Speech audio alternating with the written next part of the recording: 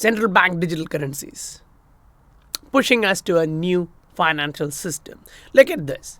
14 countries have launched their pilot testing for the central bank digital currencies, and another 16 are already in the proof of concept stage. So they are actually going to come out with this program as soon as possible. Now for banks, that means long time, at least a year.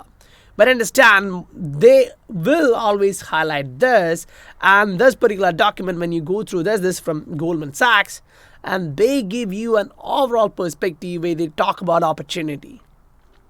This is one of the biggest opportunity highlighted by one of the biggest investment firm in the world. Now, why am I highlighting this alongside this stuff? Because this is about cross-border payments. Now, yes, it will also act as a tool to control your monetary sovereignty. Now, governments will use that term so that they can control it, right? Say domestically, it's complete control. That's what I personally think. But internationally, it's going to reduce the friction of money. Because we right now looking at March 2022, then the report, it's like, okay, majority of the institutions and regulators understand the requirement for this. So as we move into April and further from here, we do get to see these. We need to actually understand, okay, some of these countries have already launched their central bank digital currencies. Some of these countries are already in the pilot projects, right? We can actually understand the importance. Now, why am I actually showing you this right now? You would be asking that, right? Because I believe this is true.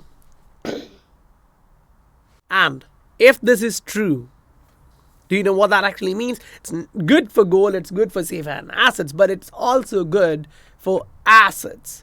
Because when people do put numbers into perspective, they don't actually get the entire stuff.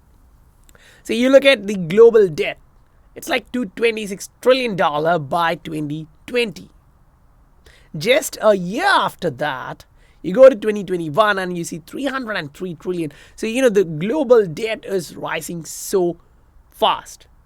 So people who say, okay, this market, cryptocurrency market can't actually reach $20 trillion, when you really don't need $20 trillion to push to $20 trillion because of the supply, circulating supply, market cap stuff. You only need $5-6 trillion to push to that area. We all know that. So saying, okay, $5 trillion may not actually come into cryptocurrency market when this dynamics is playing out, need to be clarified. You need to actually understand, look at the global balance sheet. It went from 440 trillion towards 1,540 trillion. Now that's in 20 years, I agree, but look at the net worth there. It went from 160 trillion to 510 trillion. Now, when you go look at the other side of this, yes, you can see the assets, 510 trillion for financial, corporations.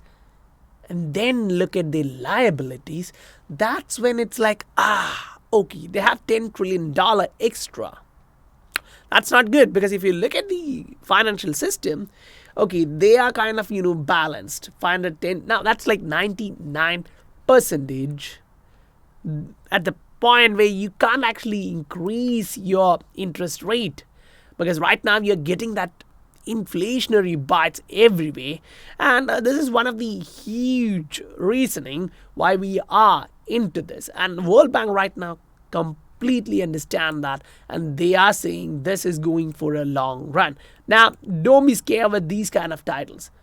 I'll actually take you through that. Don't worry, we'll go through that and give you the right perspective. So right now, when you look at all these macro stuff, you're like, okay, the debt to GDP ratio is 99%. Then you come back into this dynamics, you're like, okay, fine. So if the inflation rates are about to go higher, that means you need to pay actually more. So pouring more money into the market, you can't think about that. You need to actually suck the money out of the system to reduce the inflation. But again, the market is about to collapse after that, and what after that? Because in the monetary theory or financial system, you can't say, okay, I'm going to do this. Fine, you're going to do that. What are you going to do after that?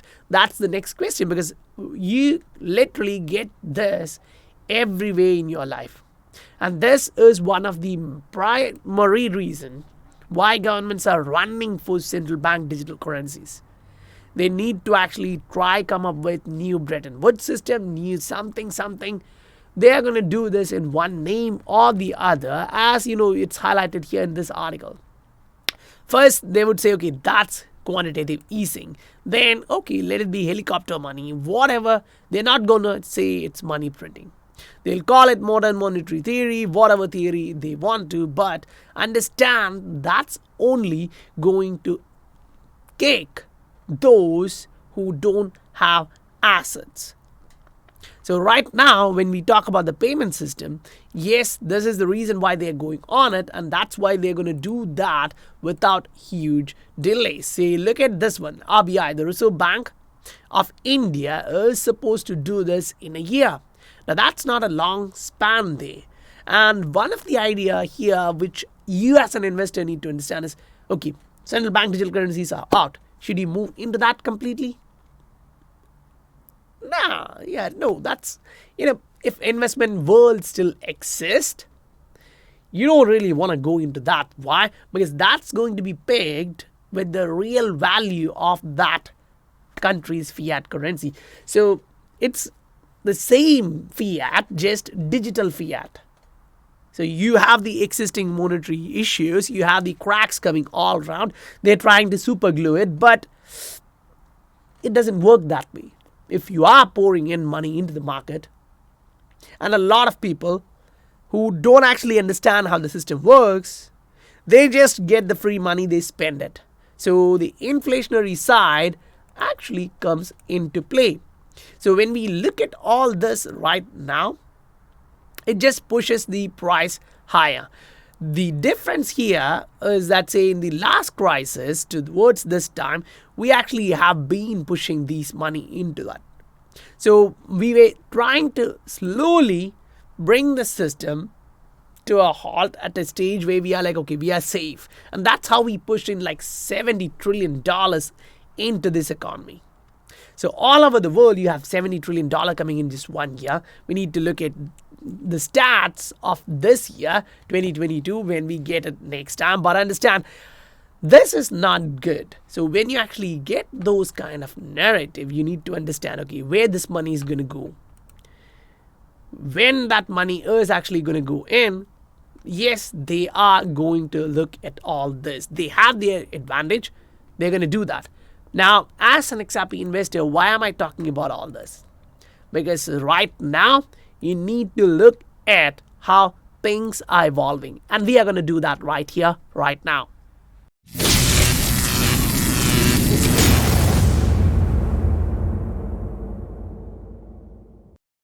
Welcome to the Scientific Investor family, where we discuss crypto and science behind investing regularly. So why am I taking you guys through this? You definitely get this point right now that yes, we are about to move into a different era of financial usage. And in this particular stuff, whenever you get articles like this, you need to actually check the reality. You need to look at what really is happening.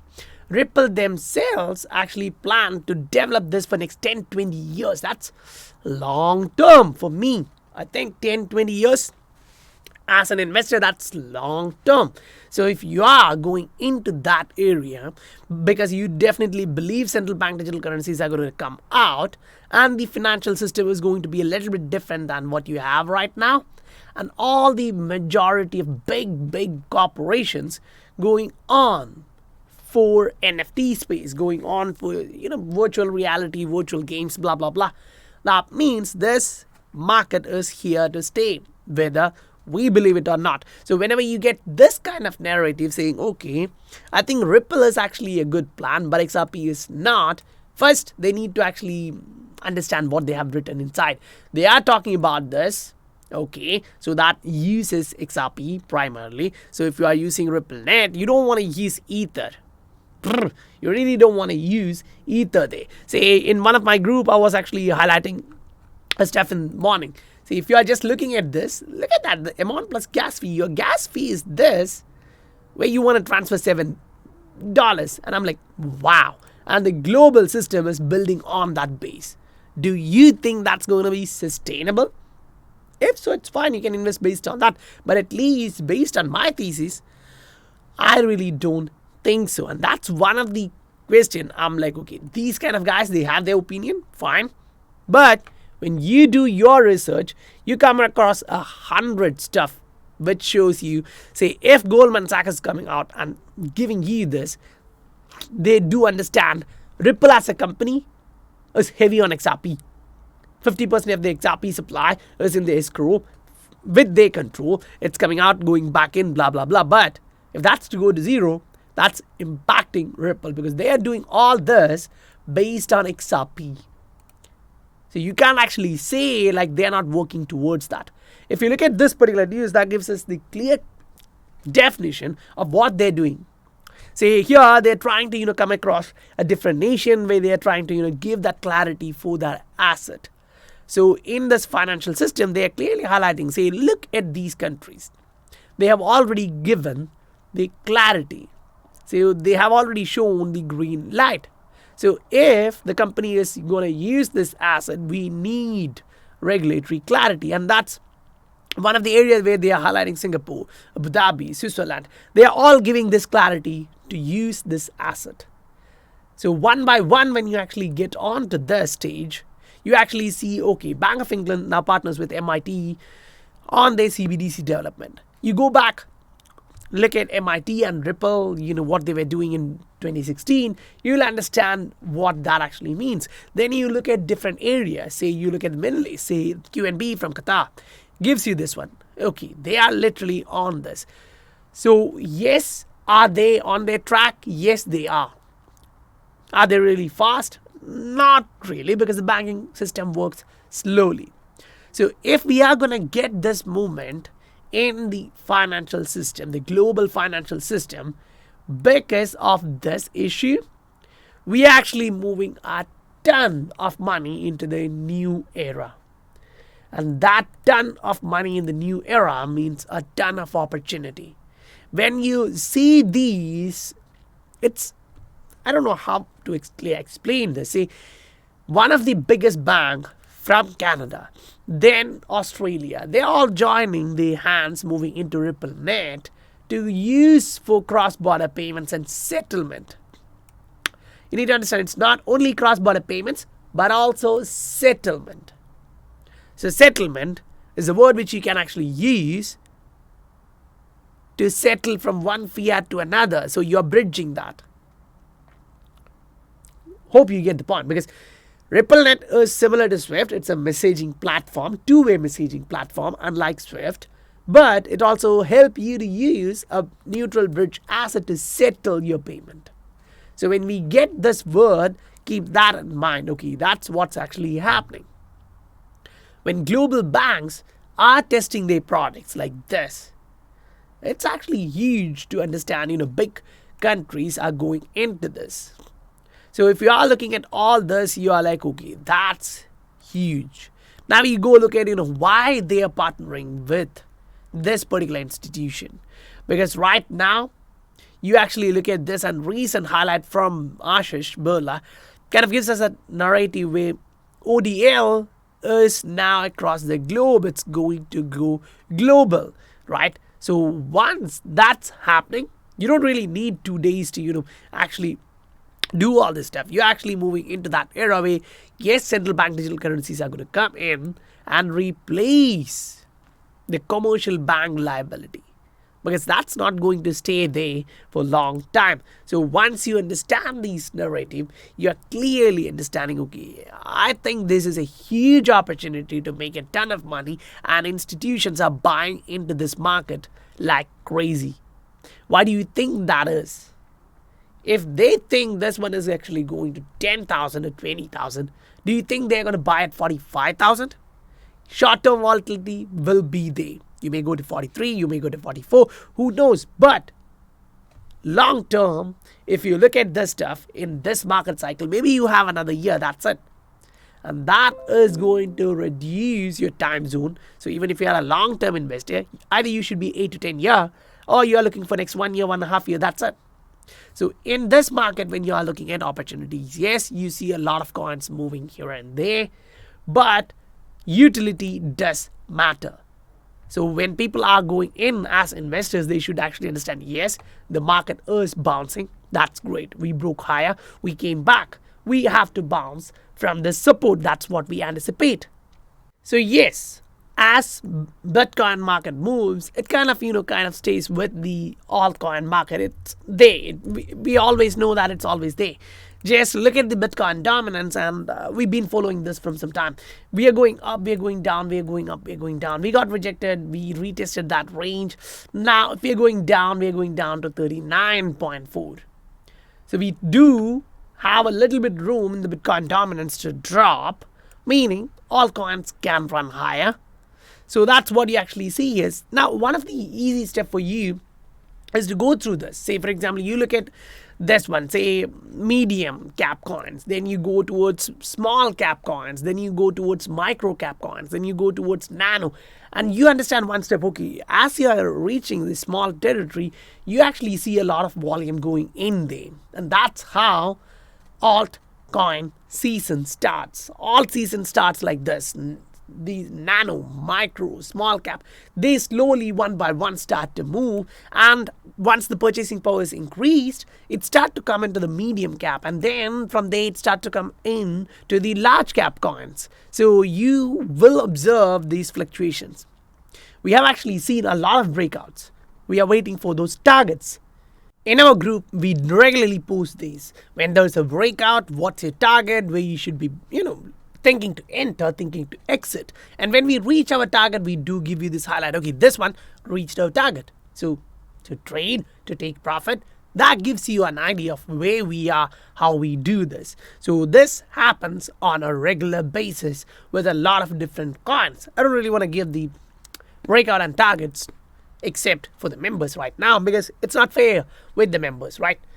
So if you want to look at these kind of stuff for the entire market and your portfolio, you can look at the Patreon. The link is given in the description below. And right now, I've actually opened one of the medium tier, which a lot of people were demanding, can you please open one of that tier? So I actually opened that $50 tier if you would like to, because once I put 20 slots, that's gone like this. So it's hard to actually manage as a human being. Oh, it's not a full-time crypto or YouTuber. I'm a research professor. I work in university, so I don't get too much time to actually go through all this stuff, but I manage my time properly. So I don't want that push into that Patreon too much. So I really want to give those who are in that the proper time. So we need to actually maintain the supply and demand there, right? So that's how we maintain the value. So if you want those updates, if you really want to actually look at your crypto portfolio seriously to change it in wave 2 to that blast, you can have a look at that. And guys, if you receive value for your time, please do hit the like and subscribe button. That support the channel a lot, and I personally appreciate that a lot. I'll meet you guys on the next video. Bye for now.